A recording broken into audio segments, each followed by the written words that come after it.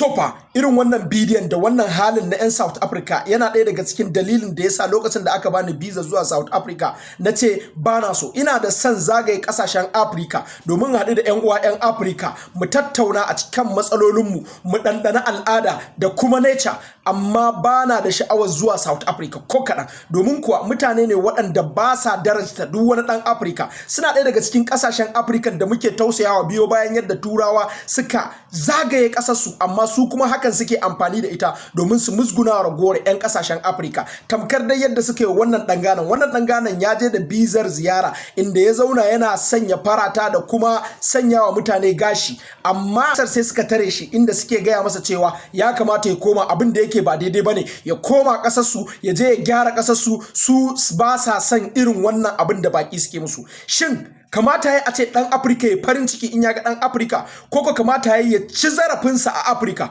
Afrika yanki guda ne. Shi yasa na ji daɗi da abin da aka yi tsakaninsu da Najeriya lokacin nan yakin na Bolt.